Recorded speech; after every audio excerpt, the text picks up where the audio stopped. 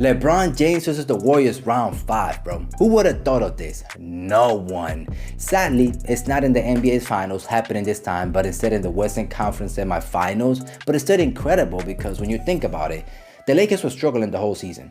They were really a mediocre team up until the point from the trade deadline. After that, they look completely different. This team has looked completely different. Rui Hashimura, Austin Reeves has been balling, Malik Beasley balled out, Dennis Schroeder has been balling, AD is 100% healthy now, LeBron James is back healthy. They have looked completely different ever since that trade deadline. I cannot forget D'Angelo Russell, the guy that actually helped the Lakers close out that series against the Grizzlies. Then when we look at the Warriors, it's the same thing. They were also struggling, but not the whole season, but they just struggled on the road. But they won their biggest road games of this season, beating the Sacramento Kings twice on their home floor. And it all took, of course, Steph Curry. He played incredible in both of those games, especially Game 7. This dude dropped 50 points on the Kings, bro. How is this guy still doing that? He's like 35 years old. I mean, of course, his skills is amazing, his handle is amazing, he can shoot from anywhere on the floor, his IQ is off the charts. Curry, bro, is incredible. I was watching that game and I was thinking to myself, the Kings are winning that game.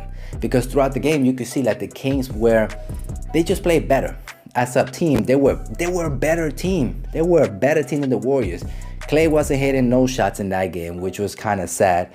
But Curry just carried the load, bro, and had a 30-point second half.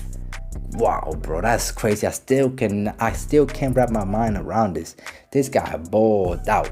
But before we get on into this video, I want to give the Kings some credit. I want to give them the flowers because they ended that 16-year drought playoff that they had.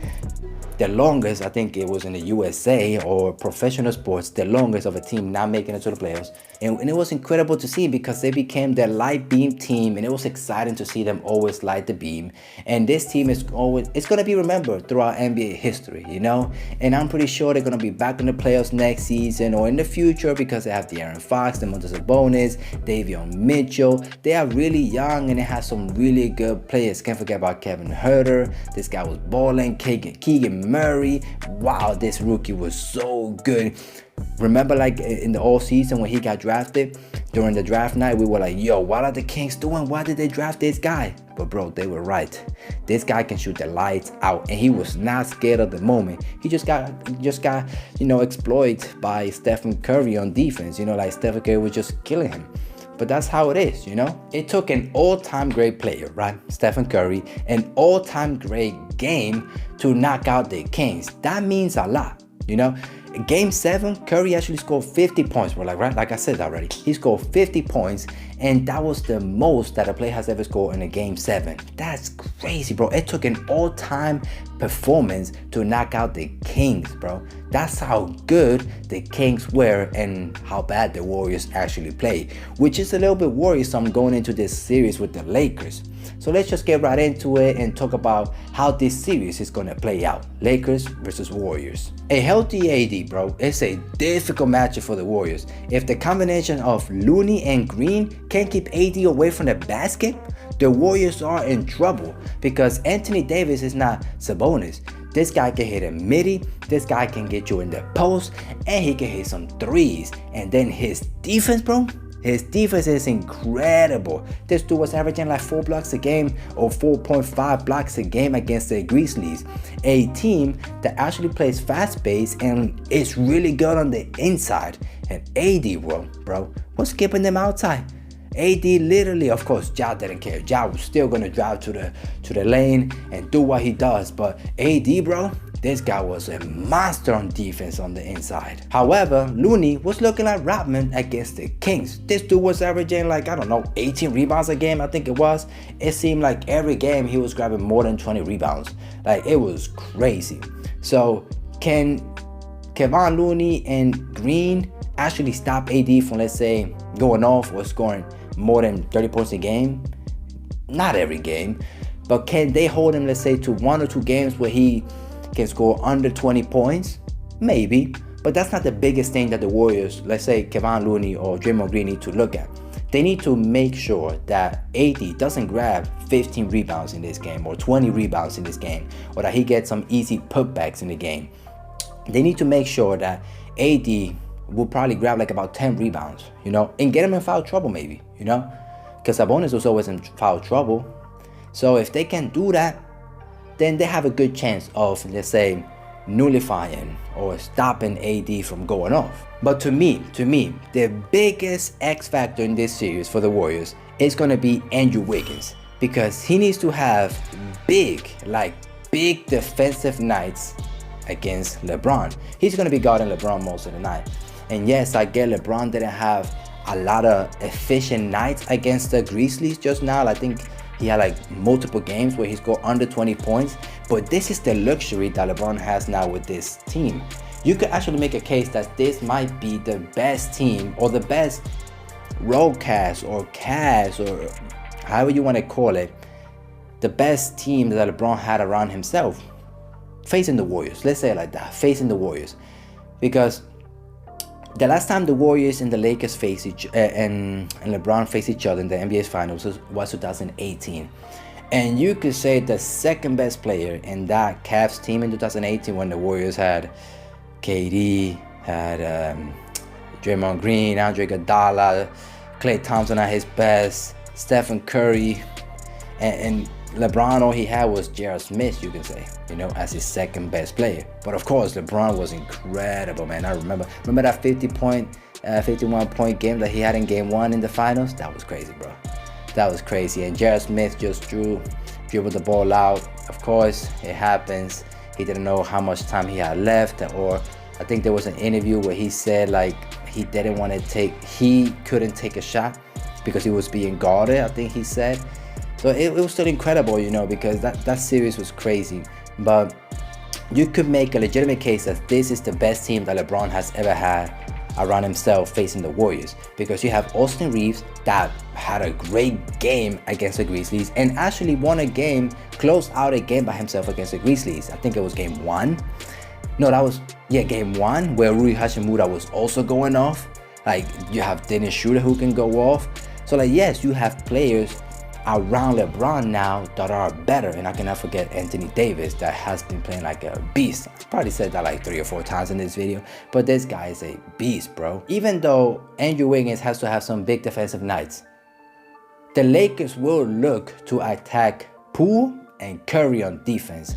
But you know, you cannot count Curry out. He held his own against the Kings. He's a very underrated defender, bro. I don't get it how he doesn't get the respect that he needs on defense. Like, of course he doesn't get the steals or the blocks every now and then or all the time, but he can contest the shot to the point where the player will probably miss the shot, you know.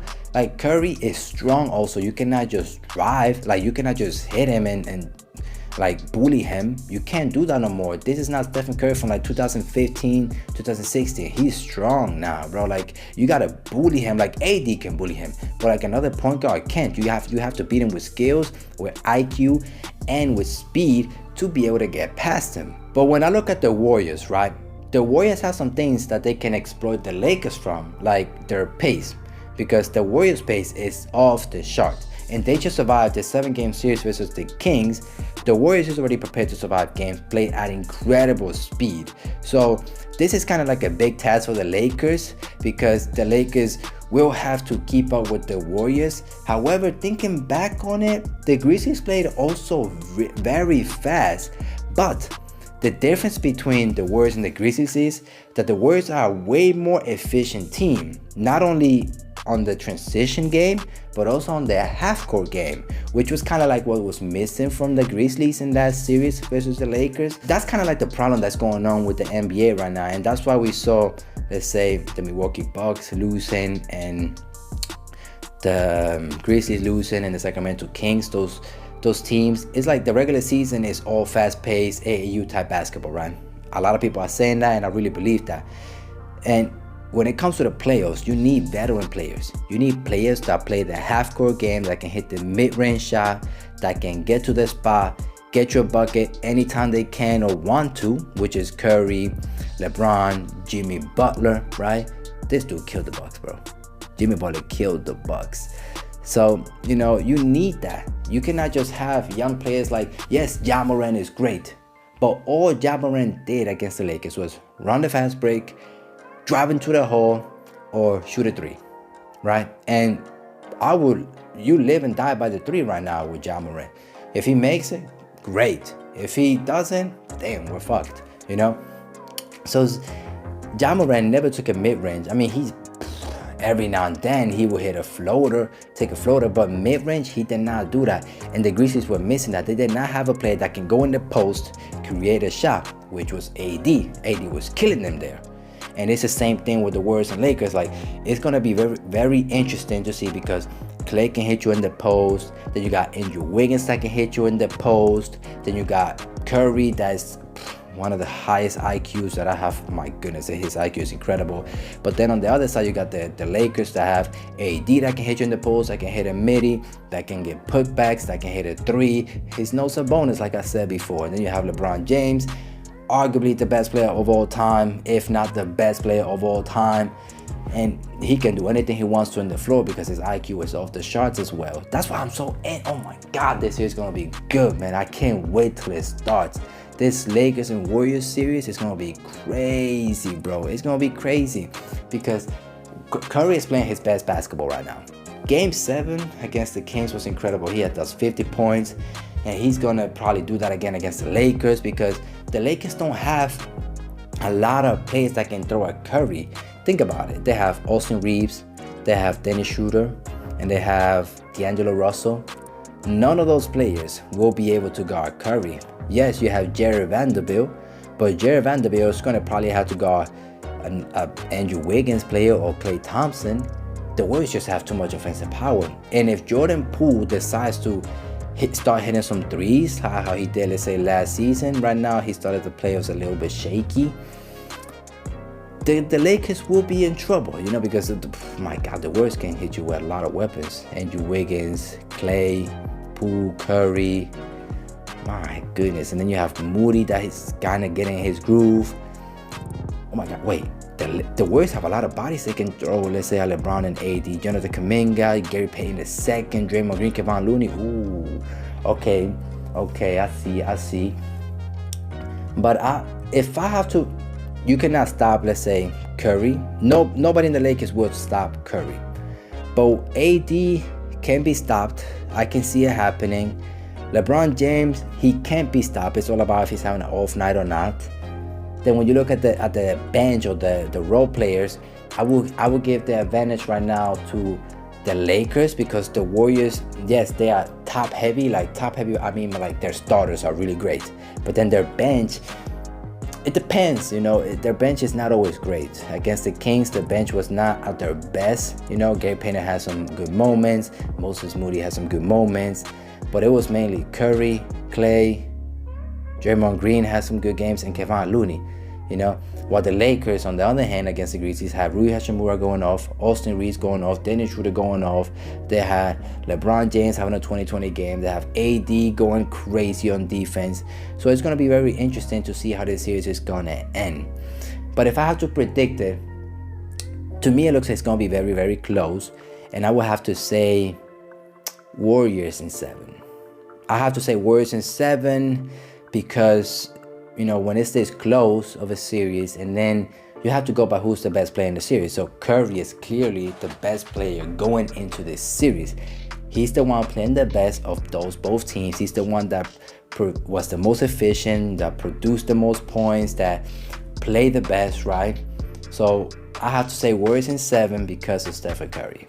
But, you know, let me know what you guys think about this.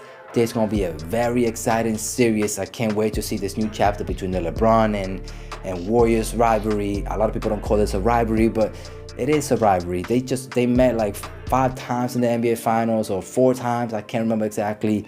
And now they meet again in the Western Conference semifinals. It's crazy. This is good for NBA fans. This is good for NBA history. So I can't wait for this series to happen. Hopefully we get 7 games. I'll go Warriors in 7. Let me know what you guys think about this prediction or what you think is going to happen in this series. Thank you so much for watching if you made it this far, of course. And hopefully we'll see each other in the next one.